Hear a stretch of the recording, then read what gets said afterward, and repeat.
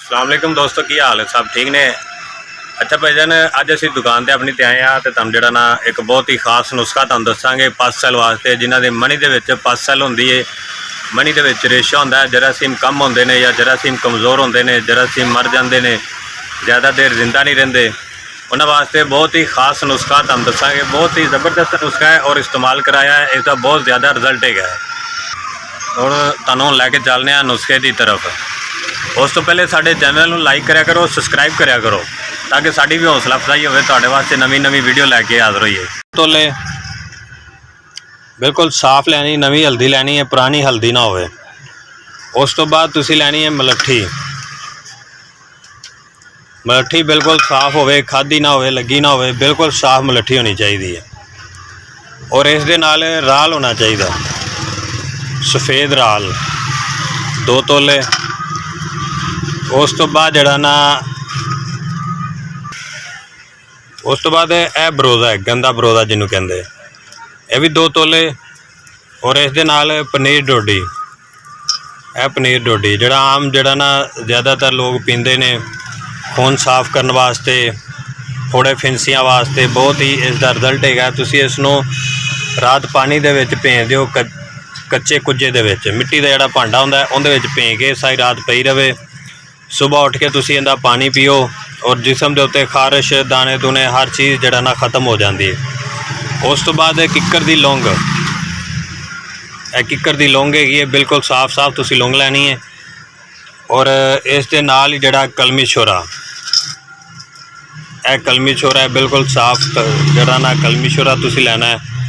और ये सारिया चीज़ां जड़ियां ना 2-2 तोले लैके इन्हां दा सफूफ बना लेना है।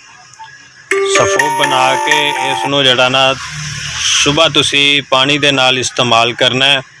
खाने तो बाद, खाने तो तकरीबन 1 घंटे बाद जड़ा तुसी पानी दे नाल इस्तेमाल करना है। ये तकरीबन जड़ा ना 40 दिन तुसी लगातार इसनों खाना है। और इंशाल्लाह मनी दे विच पस सैल, जरासीम कमज़ोर होना, मनी दे विच रेशा होना, हर तरह का मसला जड़ा ना हल हो जाएगा। और कमेंट दे विच दस्या करो साड़ी वीडियो अच्छी लगती है नहीं लगती, नुस्खा चाहिए होवे किसी मरज़ का, अगर ये तुसी खुद नहीं बना सकते साढ़े कोलों तुसी मंगवा सकते हो। आल पाकिस्तान दे विच जिहड़ा ना असीं तुहानूं ये भेज देंगे, किसी भी जगह ते बह के तुसी ये मंगवा सकते हो। इसका बहुत ही ज़्यादा रिजल्ट है, बहुत ही फायदे ने इसके इस्तेमाल दे नाल जरासीम बिल्कुल एक्टिव हो जाते हैं। और इस दे नाल जिहड़ा ना जरासीम बहुत ताकत वाले हो जाते हैं, पस सैल खत्म हो जाती है। और साडा WhatsApp नंबर है 0302 44 59 056। हकीम मोहम्मद तौफीक 0302 44 59 056 यह साडा WhatsApp नंबर है। तुसी WhatsApp ते रबता कर सकते हो और इंशाल्लाह तुहानूं दवाई मिलेगी, हर तरह की दवाई मिल जाएगी। यह साडे को मशीन है, असी मशीन अपनी ते ग्राइंडर करके दवाइयाँ हमाम दस्ते पीस के हर तरह की दवाई तैयार करके भेजी दी है। और इसके बेशुमार फायदे है। अगर किसी भी किस्म की तुसी दवाई मंगानी हो तो मंगवा सकते हो। आल पाकिस्तान जिहड़ा ना होम डिलीवरी बिल्कुल फ्री मिलेगी। अंबे हल्दी ते राल नूं जिहड़ा ना असीं बरीक करके मशीन दे विच सट्टांगे, ताकि मशीन दा जिहड़ा ना ब्लेड वगैरह ना टुटे और कोई नुकसान भी ना होवे। एहतियात जिहड़ा वो पहले हुंदी है। राल ते जिहड़ा ना अंबे हल्दी और मलट्ठी इसनूं बरीक करांगे हमाम दस्ते विच।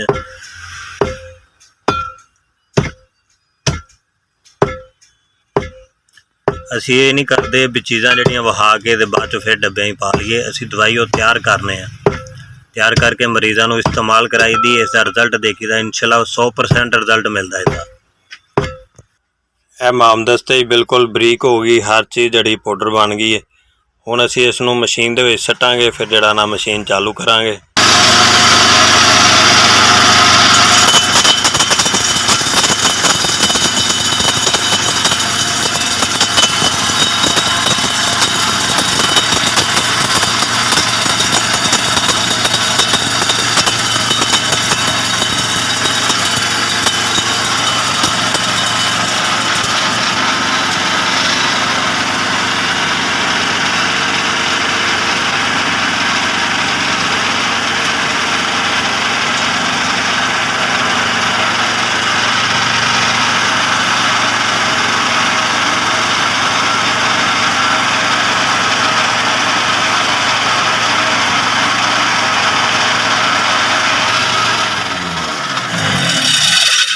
ਇਹ ਜਨਾਬ ਪਸਾਈ ਬਿਲਕੁਲ ਤਿਆਰ ਹੋ ਗਈ ਹੈ। इसनू साफ करके मशीन नू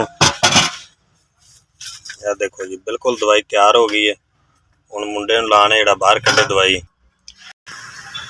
लो जनाब यह दवाई तैयार हो गई, बिल्कुल बरीक पीसी गई है।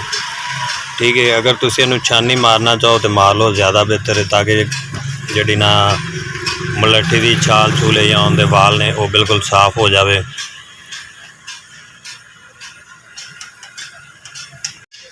इन्नी मकदार जिहड़ा ना तुसी सुबह शाम पानी दे नाल इस्तेमाल करनी।